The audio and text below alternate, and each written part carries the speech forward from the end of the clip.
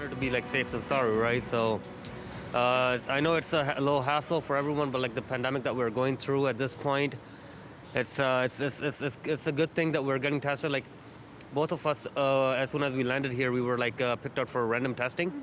We didn't have to pay anything for it, but at least we know that in next 3 days or in the next 72 hours that the people we're going to be meeting, that if we still need to quarantine or not. And then after that, like if the people we're meeting, that they are safe. It's better to be sure than, it's better to prevent than cure, right? Well, just as the tourism industry was starting to find its footing and air travelers started getting excited about flying, the new Omicron variant has forced countries to shutter their borders and introduce a slew of new restrictions. Do you have a trip planned this holiday season? Maybe you have questions about refunds, insurance policies, travel bans, and what to do if you test positive for COVID-19 abroad. Nobody wants that. Here with some answers is the president of Travel Secure, Martin Firestone, along with the president of World Travel Protection, Will McAleer, who's also the executive director of the Travel Health Insurance Association of Canada. Welcome to you both. So many questions. Will, we'll begin with you. Perhaps the most asked question right now. What if you're concerned about this new variant, Omicron, and you want to cancel your trip? Are you out of luck? Well, geez, who isn't concerned about that right now? I guess the point is we've got to wait and get some of the details. But depending on when you purchased your travel insurance, there could be options for you. But typically, since the pandemic has started, trip cancellation, interruption, very difficult to get, if not impossible, within the Canadian market. However, there are some products, and call your insurance provider and find out whether or not you can cancel.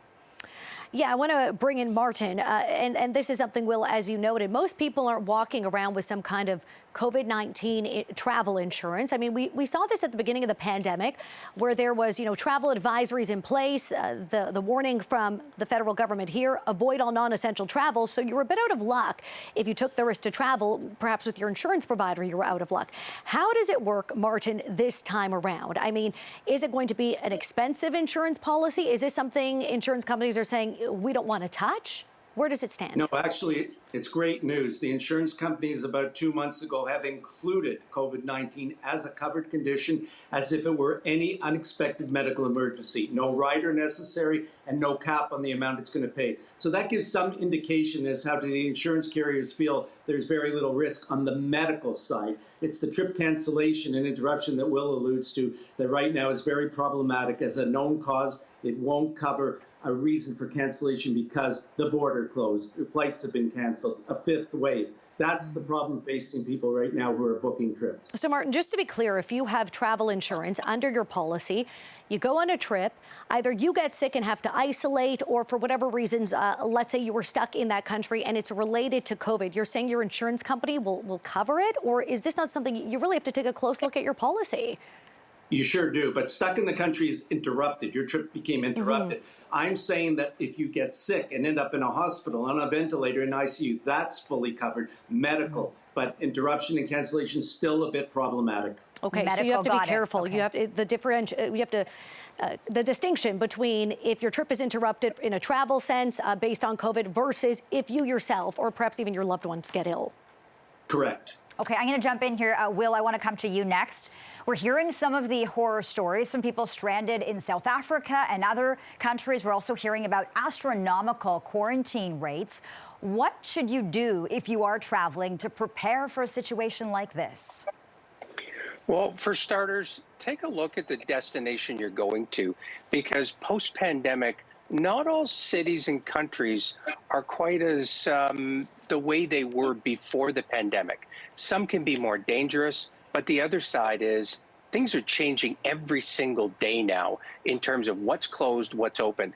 First thing to do, if you start to get into that situation, you get a positive test, you're in a foreign country, call up your insurer, call up your assistance company, let them help, let them get engaged with you. Also, good tip, right away, try to make sure that you've got that quarantine plan that's already in place.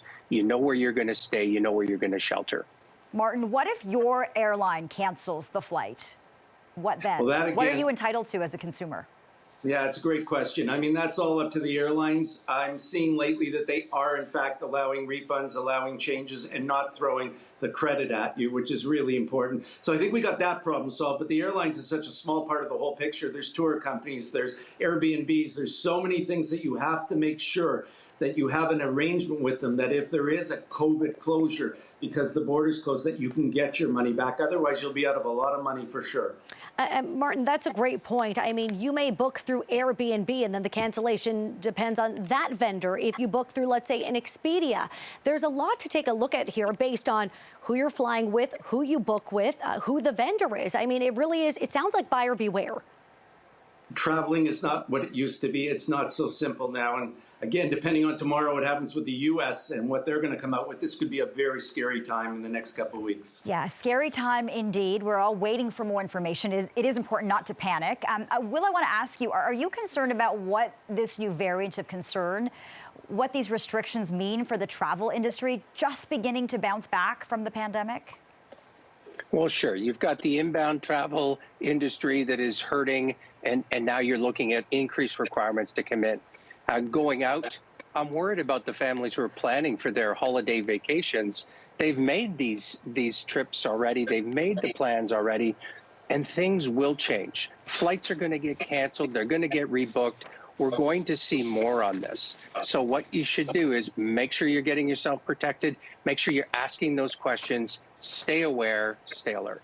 Okay, and Martin, the announcement yesterday from the federal transport minister that every traveler entering this country must be tested wherever you're coming from around the world, with the exception of the U.S. I'm wondering, when it comes to some of these insurance policies you're talking about, what if you're unvaccinated? Well, I guess then you can't quite travel, can you?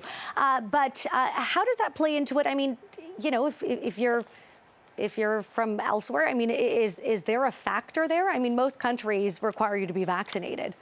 Correct. And if you're not, and you're a Canadian citizen returning, they can't say no to you, but you would have to quarantine for 14 days. So it is true. While the insurance companies have made provisions for those unvaccinated, a lower limit on what they'll cover, and a dollar factor to buy the rider, it doesn't make a lot of sense because you really can't get on a plane and fly anyway for the most part if you're not proving double vaccination. Should people be traveling now? Maybe quickly for each of you, Will and Martin. I mean, people have been dying to travel for so long. I think many of us felt that in some way we were perhaps leaving the pandemic in 2021, and now we know that's not quite the case. Yeah, I thought it was behind us, quite frankly, and really it's not. It appears the last couple of days and maybe the next couple of days are going to tell a lot. The November was a huge season compared to November last year, and even better than pre-pandemic November. But right now we're in a bit of a holding pattern to see what the next couple decisions are going to be made. I mean, Will, should people then proceed with their travel plans with caution? What's your final say? Yeah, you want to be careful. You want to make that individual risk decision for you or perhaps your family. When we take a look at where a lot of Canadians are wanting to go right now, sun destination, some of the ICU and hospital rates have actually come down. So that means you can get looked after if you do get sick. The thing is, make sure you go protected. Make sure you're understanding what it's like there, and then make that decision for yourself, and then go with the flow a little bit, because it's not necessarily going to be a smooth ride. Do your research, have a plan, check your insurance policy, make sure you know the rules of where you're going as well. Okay, Will McAleer and Martin Firestone, thank you so much for this conversation and these helpful tips. We certainly appreciate it tonight. Thanks so much. Thank you for having me.